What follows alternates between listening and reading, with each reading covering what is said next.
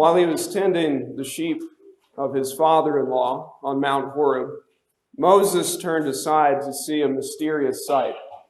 He saw a bush that was burning and was not consumed. And Moses learns that it is the Lord himself who appears to him out of the flame of the fire. God sends Moses to deliver his people out of Egypt.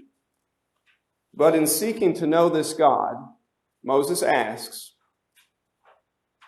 "If I come to the people of Israel and say to them, 'The God of your fathers has sent me to you,' and they ask me, 'What is his name?' what shall I say to them?" God said to Moses, "I am who I am. Say this to the people of Israel, 'I am has sent me to you.'" Moses learns the name of God on the eve of Israel's redemption out of Egypt. And today we hear that name again as we turn to the eve of the redemption of all the world. The soldiers have him surrounded. They come upon him in the gathering gloom of the garden. They can just make out his face by the firelight.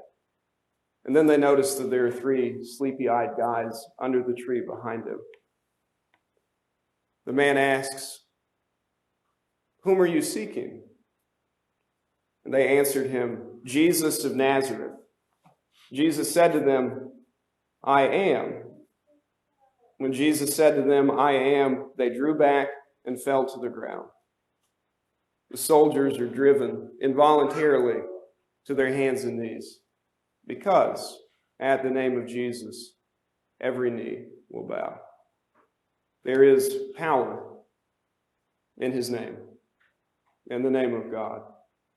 And the one who now speaks the divine name is the divine word. He's the one who spoke at the beginning of creation when he called everything into being.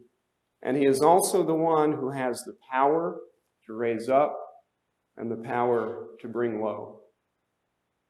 So, while they're on their hands and knees, Jesus says, "Whom are you seeking?" And they answered him, "Jesus of Nazareth." Jesus answered, "I told you that I am. So if you seek me, let these men go." And here they are groveling before him, probably afraid that something worse is about to happen to them. But instead of destroying them the way that God could, Jesus makes a deal. And he says, even though he is the one who is, he is, I am. He says, if you seek me, let these men go free. It's more than the soldiers who are seeking Jesus. Death was stalking toward Christ in the garden. The devil, possessing Judas Iscariot, has him surrounded. God is cornered. And so, even though he has the power to bring his enemies to his knees, God himself makes a deal. If you are seeking me, then let these go free. And Simon Peter tries to stop Jesus' capture. He flashes the knife. He cuts off the ear of one of them. And he does it because he misunderstands. Because he thinks that Jesus is giving in. And he thinks that if Jesus submits to death, then he's lost. He doesn't understand that what Jesus is doing, giving his life for the disciples, is exactly how Jesus accomplishes his victory. Peter has forgotten the song of Moses. The Moses and the people of Israel, after they're rescued from Pharaoh at the Red Sea, they sing, "The Lord is a man of war. The Lord is his name." But what Jesus tells Peter is, "Put your sword into its sheath.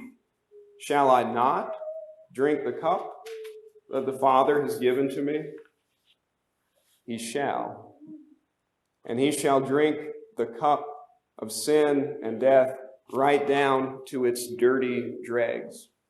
He will drink fully and completely of all of the pain, all of the humiliation, all of the abandonment, every drop of the world's damnation, all of the devil's vile poison, until at the hour of his death, on the cross, he says, I thirst.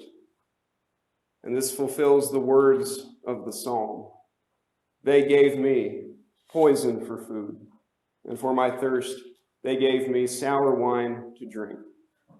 He shall drink the cup that his Father has given him. We are witnessing the death of a man. And that much is clear. He is stricken, smitten by God, and afflicted.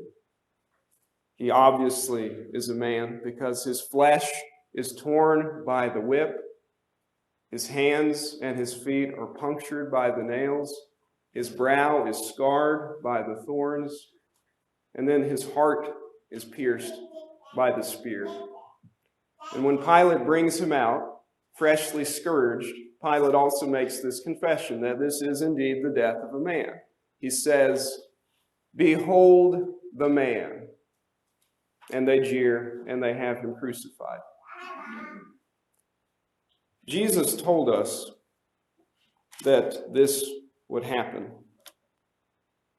He's told us many other things. He tells his disciples, you can't bear them all right now. And this is the wonderful thing about Good Friday, that we have the time to reflect on all of these mysteries. But Jesus, the man, is also fully God. And this is what it means. That in the days of Moses, the bush was burning, but it was not consumed. The bush was burning and it was not consumed. And yet this man is I am.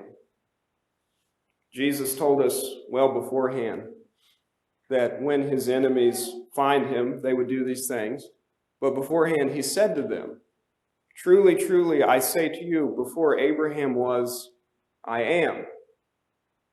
And this is the profound mystery, not only of today, but of the incarnation, that this man is God. That Jesus of Nazareth is not one or the other. He is not either man or God, but the man is God. The bush was burning, but it was not consumed. Now, for God to be God, you know that God has to triumph in the end. The Lord will triumph gloriously because he is the man of war. And Jesus says, when you have lifted up the Son of Man, then you will know that I am. So when you take me, when I give my life as a ransom for sinners, when you do your worst to me and you lift me up on the cross, then you will know that I am. And when Jesus dies in the place of sinners, when he accomplishes their salvation, then he has won the victory. He goes to his cross. He's crucified under Pontius Pilate. And then about 3 o'clock, he gives that last triumphant cry. It is finished. He has done what he has come to do. And we witness the death of God. In the beginning, on the Sabbath day of the first week, the creation, God creates everything in 6 days. And then it says God rested from all his work that he had done in creation. He rested on the seventh day. And now today his work of new creation has been completed. And so God must take his Sabbath rest. The body of Jesus of Nazareth, the body of God, is laid into rest in his tomb. Because on the Sabbath, God must rest from all the work that he has done. He will rest tomorrow. And then there is another day coming, the first day of the week, the morning of a new dawn. And there will be a weeping woman stands outside of God's tomb, which is now empty somehow, and she is beside herself. But she hears a voice. "Woman, why are you weeping?" And then she hears a very familiar question. "Whom are you seeking?" And she won't recognize the speaker, not at first. But when she does, she will, like the soldiers, fall down at Jesus' feet, but now in worship. And it will be the nail-pierced feet of Jesus of Nazareth. I am.